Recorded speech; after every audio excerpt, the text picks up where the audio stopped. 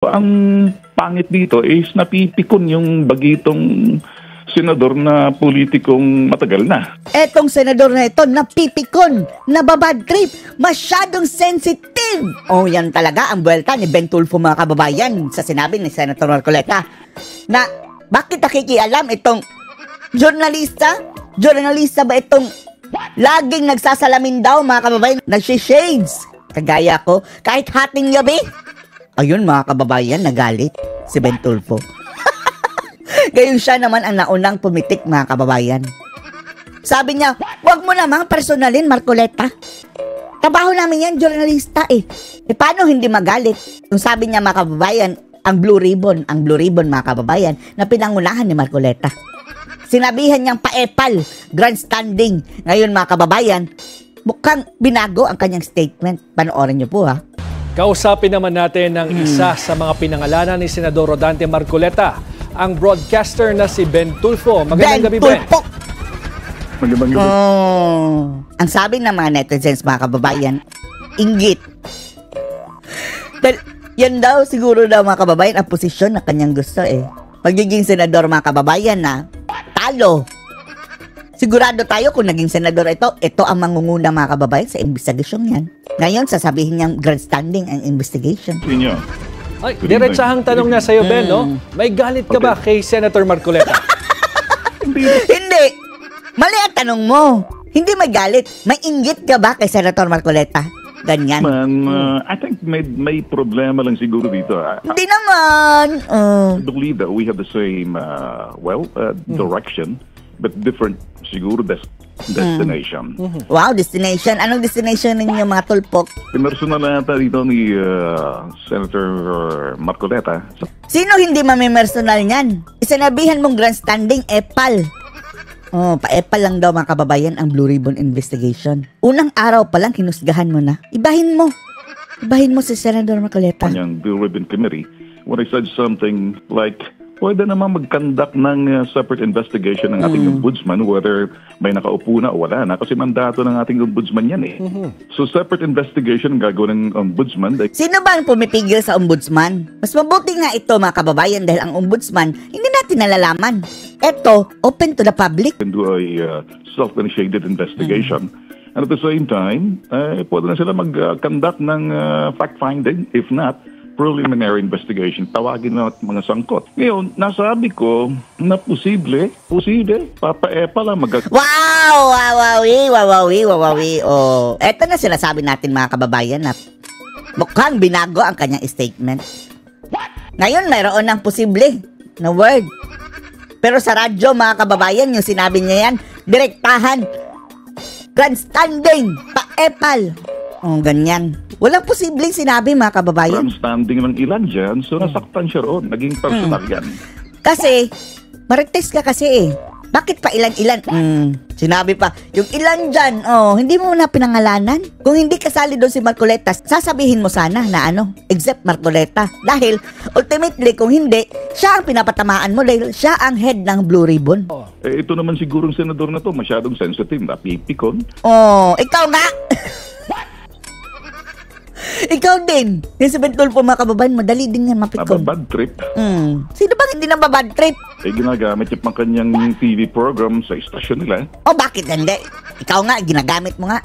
Nabinanatan ako. So ako naman, the more na I would, as a broadcaster. Ang banat lang naman sa'yo, nasi-shades ka kahit gabi. Kaya ko. Totoo naman. At hindi nga masyadong ganun ang banat ni Marcoleta, mga kababayan. Ang sabi lang niya, kinall out lang niya. Bakit ganito itong taong ito? Isa lang ang sigurado, hindi ako ang epal. Sabi ni Senator Marcoleta, baka ang tinutukoy niya ay yung kapatid niya. Mukhang ganyan ang punto ni Marcoleta, mga kababayan. Meron naman akong karapatan magpahayag. The same. Mayroon din karapatan si Senator Marcoleta na sagutin ka. Pero Ben, ito, mga kababayan, typical na iyakin, mga kababayan, Pero Ben, may pinatutungkulan ka ba kung sino itong mga nagpapaepal ayan. sa Senate Blue Ribbon Committee? Name Kasi it. nabanggit din ni Senator Marcoleta, even your brothers, ay kabahagi nito. Well, baka yun ang mga paepal. it's like this. Alam natin siguro dito ang gagawin ng Senate Blue Ribbon Committee, at the end of the day, tapos lang. ang investigation, i-forward pa natin yan sa ombudsman eh. Ang NAWG So what? I-forward kung i-forward. Bakit ka nakikialam? naman ang Senado. Nasasanay ng mga tao sa ganyan eh. Kung titingnan natin, ano bang talaga ang ratio ng mga napoprosecute pag dumadaan sa Senate Blue Ribbon Committee? And you have to understand, Ben Tulfo, na ang nature niyan, in aid of legislation, hindi in aid of prosecution. Hindi ito kagaya ng mga Quadcom, mga kababayan ha. Hindi ito kagaya ng Quadcom na targeted mga kababayan sa mga kalaban sa politika. Ito, public issue ito mga kababayan. Involving public money. Research niyan, ilang percent? And then, ano gusto mo? Wala na lang. Meron ka bang contractor? Sa ombudsman talaga, separate investigation. Siguro naiinis siya doon sa sinasabi ko magpapa-epal grandstanding kasi diretso naman natin, iba naman sa kanila, medyo nasasabit doon sa sinasabing flood control eh. Ngayon, para sa akin, I was just trying to make my point, pero nagiging sensitive ata ito, napipikon ata ito. Ikaw nga, napikon na nga ngayon eh. Kasama yung mga kapatid ko. It doesn't mean that because yan ang epal. Pati ikaw epal. kapatid ko dyan ay medyo sane na sila. No, ginagawa kong trabaho ko. As a media person, let's separate realities from politics. Yung aking sinasabi, reality. Reality. Tapos ikaw na ang tagapagsalita ng reality. Antas ng level ng awareness ng mga tao. As well as ang knowledge about this controversy or anomaly. Dito. Sige. Ngayon, Ben Tulfo, tanungin mo ang mga tao, deserve ba ng mga tao ng ganitong klaseng hearing o hindi? Regardless sa prosecution o hindi. Pero information. Yan, information. Ito ang talagang problema ng bayan mga kababayan eh. Karakutan. Dahil ang involved dito mga kababayan, pati mga politician. Hindi lang yung mga DPWH at contractor. Kung idirekta na lang ito sa mga kababayan, ombudsman, wala tayong maririnig.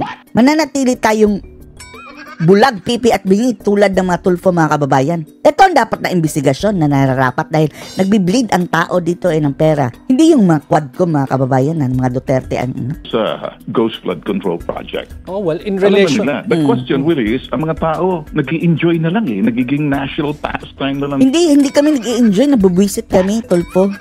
Pero kailangan naming malaman dahil sa pamamagitan lang ng pag-iingay, pangangalampag ng mga tao mga kababayan, nasasaktan ang mga buhayang ito at napipilitang kumilos ang dapat kumilos. So that is basically politics. The reality is, at the end of the day, may makakasuhan ba? Tanungin mo si Bangag. Kung pwede lang magsampa ng kaso talaga si Marcoleta mga kababayan, kakasuhan niya.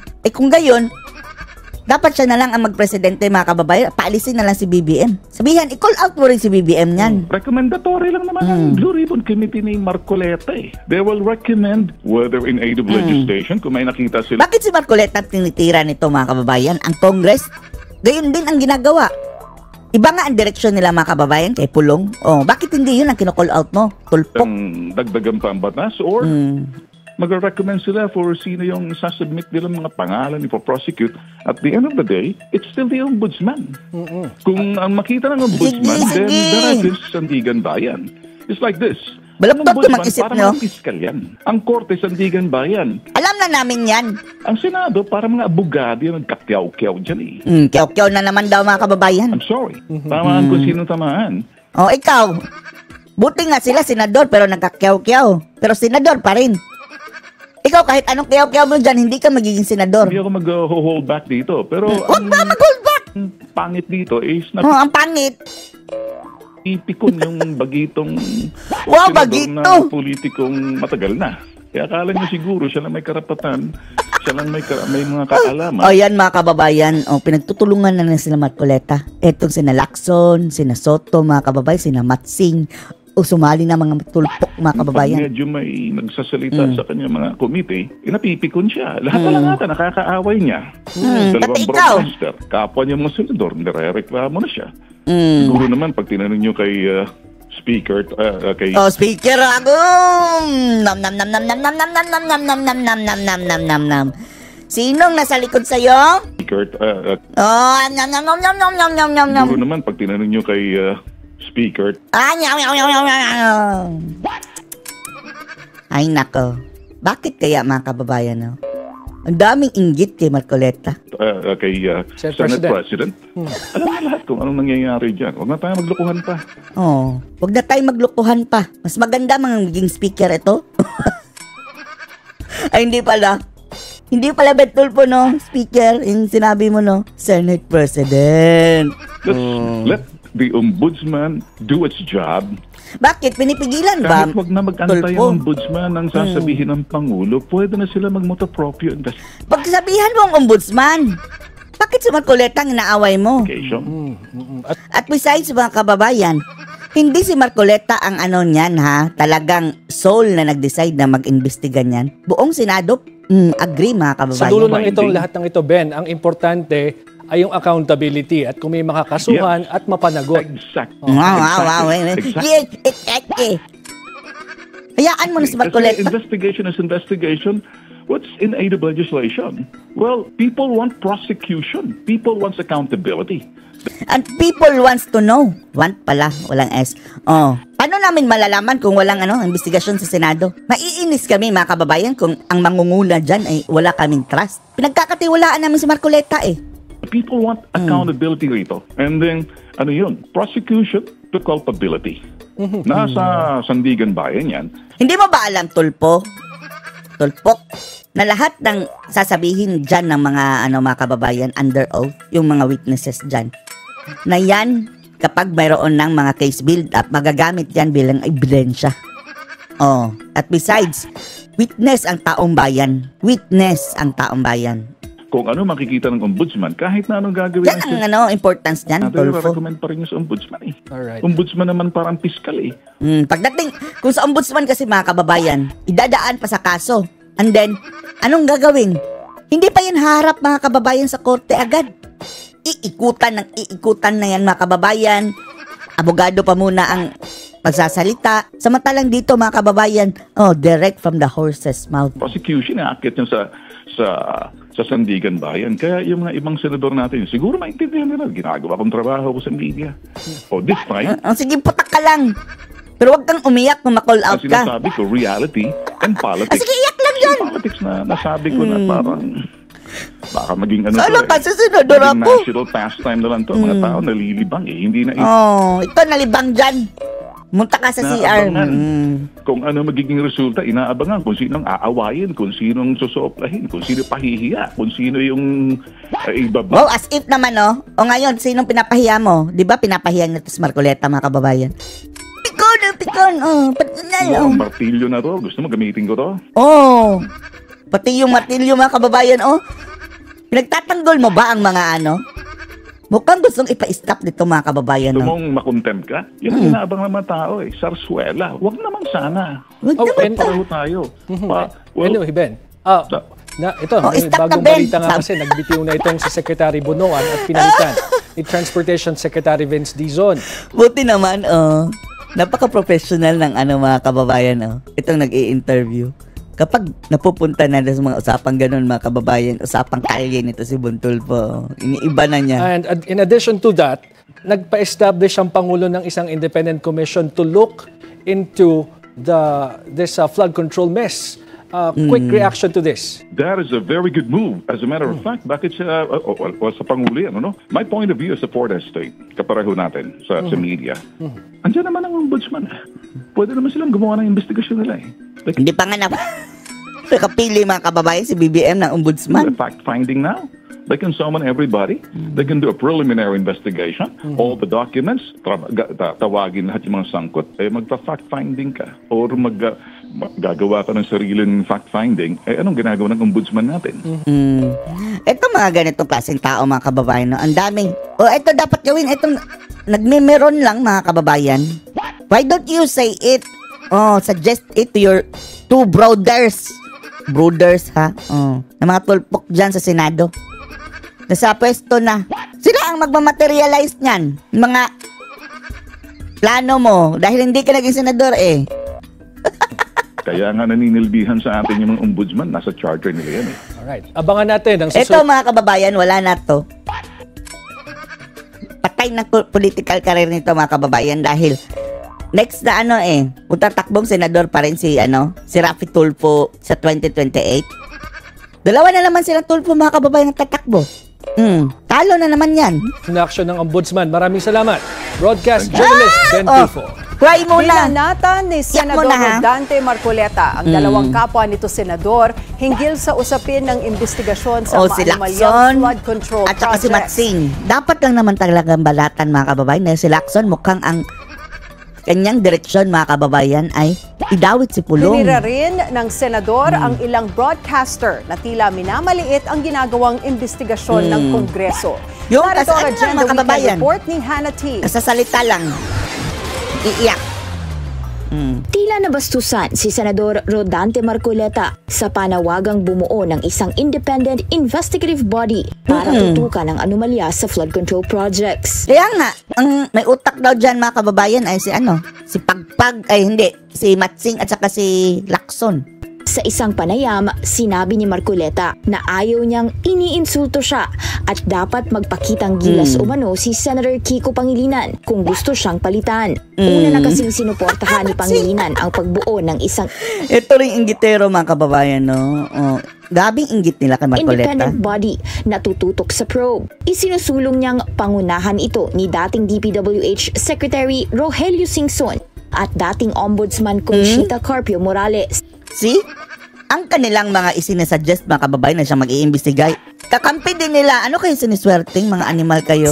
Ani Pangilinan, dapat ang susunod din na ombudsman susunod sa marching orders ni Pangulong Bongbong Marcos. No, ito na ang Matsing mga kababayan, no? Talagang Matsing ng ugali, no? Dati-rati, ang mga Marcos ay magnanakaw, magnanakaw. Yung anak pa niya mga kababayan, nagsabi pa, di ba, sino yung anak niya na kapag mananalo ang Marcos, lalayas sa kami sa Pilipinas. Dito pa rin. Ngayon, mga kababayan, sama-sama na silang mga kababayan, babangag muli. Pleto na, mga Matsing, penguin, kuting, buhaya, ahas, mga kababayan, sama-sama. At hahabuli ng mga sangkot sa anomalya.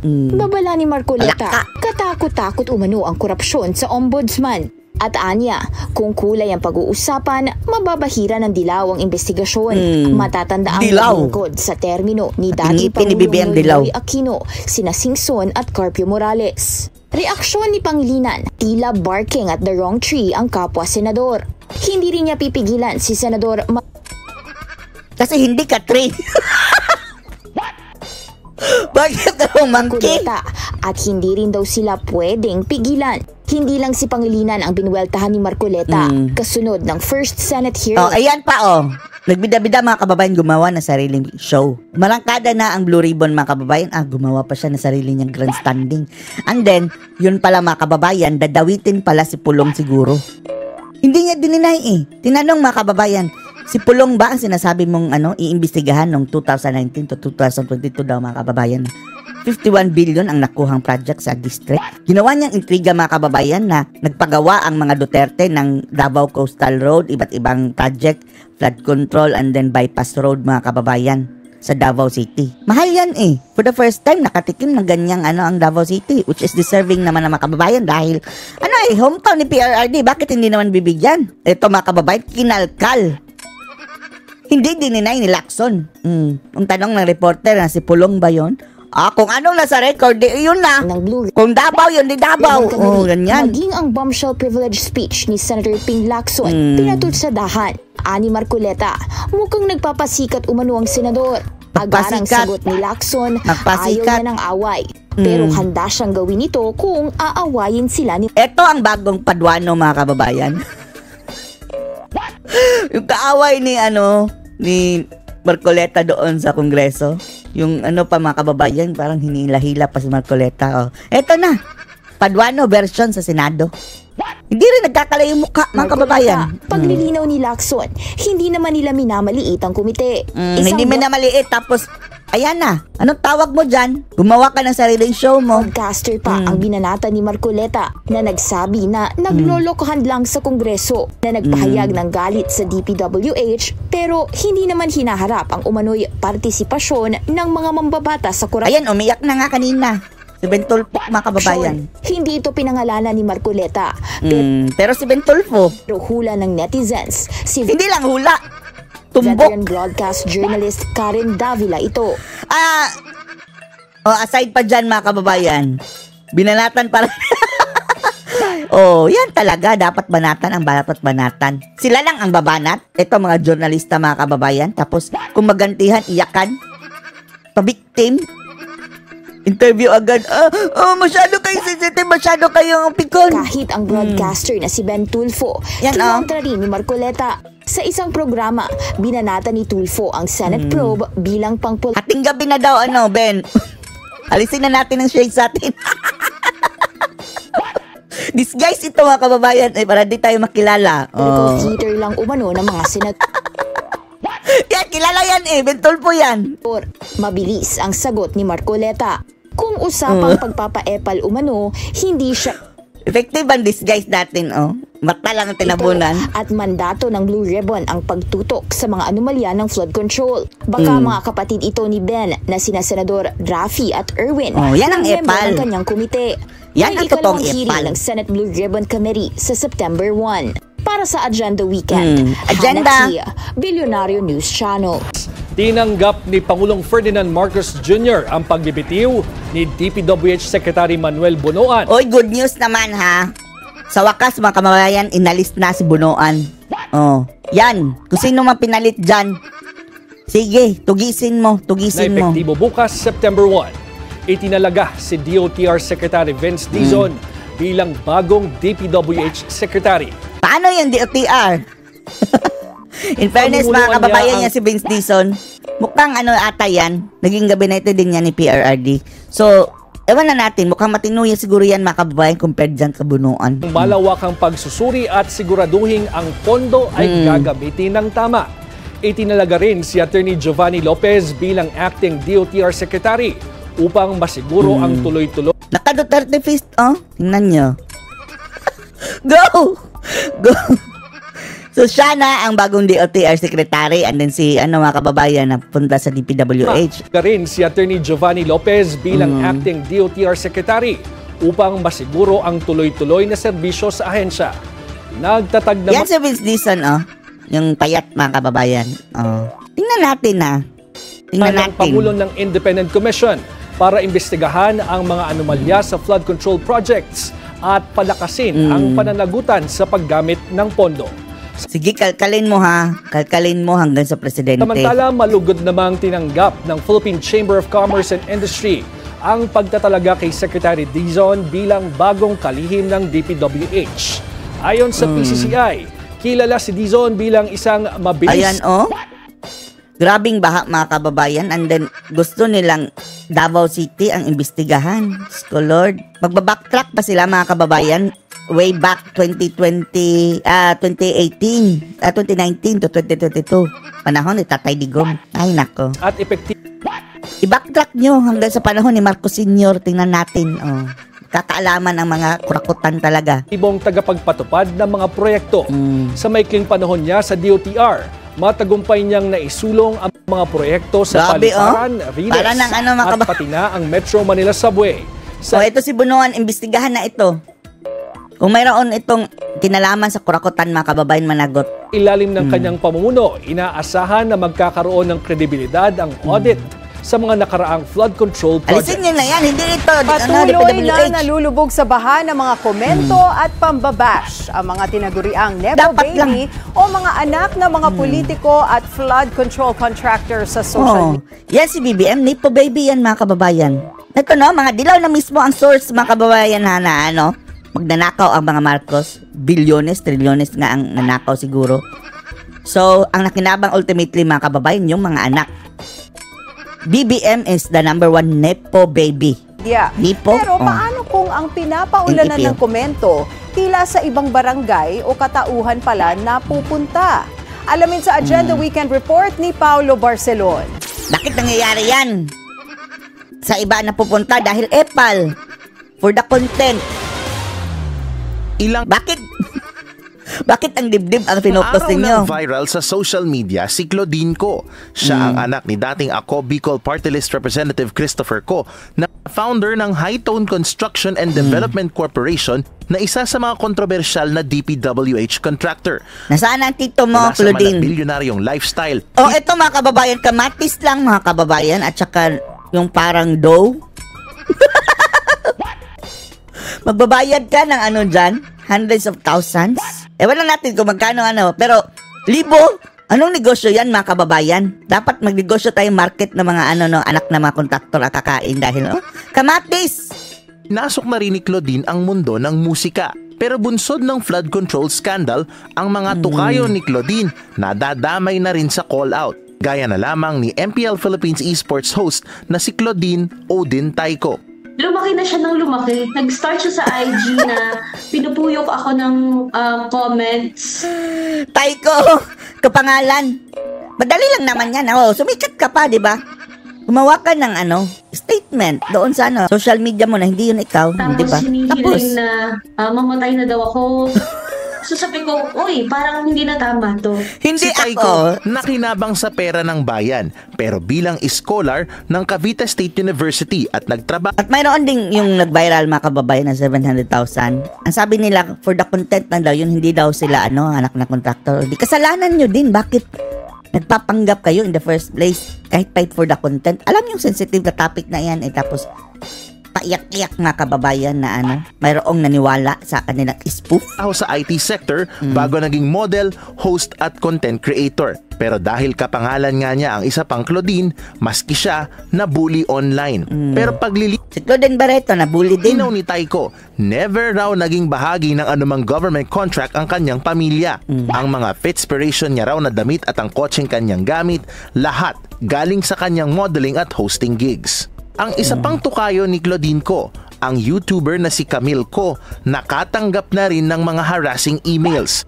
Bakit ko ang mga apelyido? Mag-anak Ayon nyo ngayon rin ng ba? National Union of Journalists of the Philippines, bagamat malaking tulong sa pag-expose sa katotohanan, dapat anilang siliping maigi ng netizens kung sino ang kanilang pinatatamaan at tumulong na lang sa pagpapanagot sa mga illegal na gawain. I think valid naman yung galit ng mga tao. I think what media can do is help channel that anger or that outrage towards actual accountability. Kasi yung ma-call out ka, yung ma-cancel ka, or kunyari mapilitan ka. Hindi na natin alam na nabash yun. Ang siguradong nabash mga kababayan, yun talaga si Claudine Co. Ano naman ang mukha na totoo, di ba? Delete na account mo. It's parang personally hassle siya, but it's not the accountability that we want from government. May payo naman si Taiko sa kanyang tukayo. To you and sa lahat ng mga Nepo babies na nasasama ngayon sa... Actually, hindi ka namin na notice Taiko o Claudine Taiko. Huwag kang mag-alala. listahan ng hinahanap ng mga tao for accountability. Gamitin mo na lang yan, para, di ba, sumikat ka na. Gamitin mo na lang yung chance. Accountable. You already had the platform nung hindi ka pa na-deactivate. So, if you're not guilty of something, if you want to tell people something, kung ano ba yung side mo, kung ano yung take mo on the issues going around. Message yan na doon mga kababayan nasa talagang Nepo baby na nag-delete ng account. Ang kanyang account nakita Taiko. Napunta tuloy sa kanya. Dahil binura mga kababayan ng Nepo baby ang kanyang account at kapangalan. Medyo lang kapangalan. Dahil meron kang platform. Para sa Agenda Weekend, Paulo Barcelon, Billionaire News Channel. Iisang address, iisang auditor at iisa ang pamilya. Yan ang natuklasan ng inyong Billionaire News Channel sa 8 korporasyon na pag-aari umano ng pamilya Diskaya. May Agenda Weekend Report si Joe ngayon pala mga kababayan, titingnan natin mamaya yung hearing. Malimban. Siyam na Bukang korporasyon tumambyo daw mga kababayan dito sa hearing. na umano'y linked sa mga Diskaya. Ayon yan kay Pasig City Mayor Vico Soto.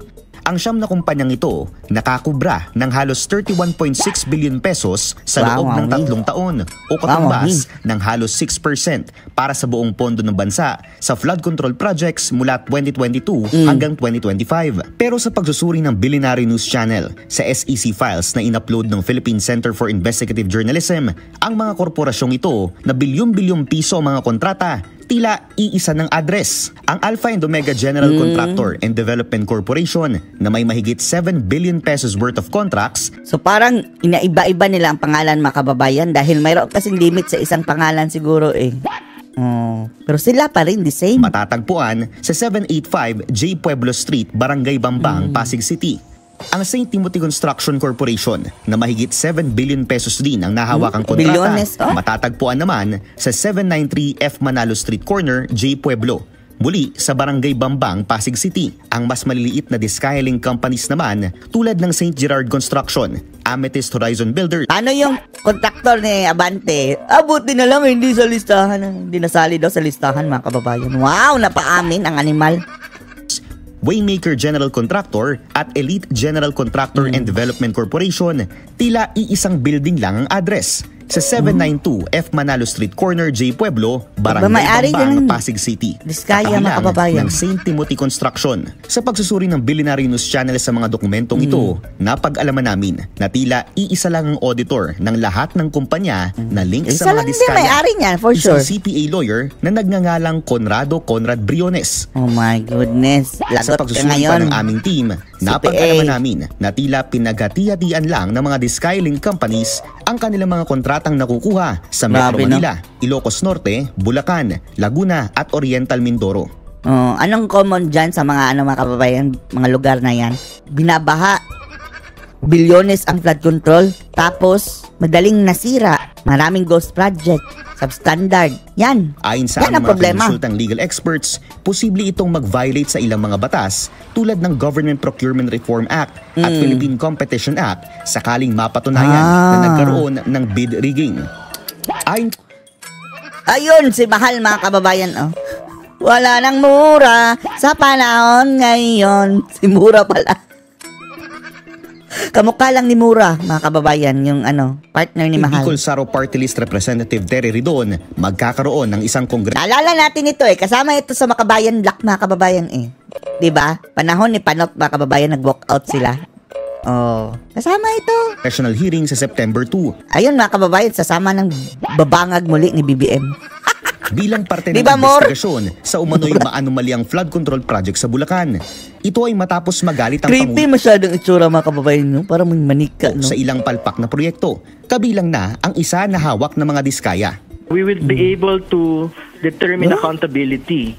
Masyadong creepy itsura, mga kababayan. Dito po sa ghost projects at kahit po doon sa dalawang substandard projects po sa Kalumpit, Bulacan, kasi malinaw naman ho kung sino ho yung kontratista na involved po dito. Malinaw ho kung sino ho yung mga DPWH. Surprise inspection, and then walang nadatnan.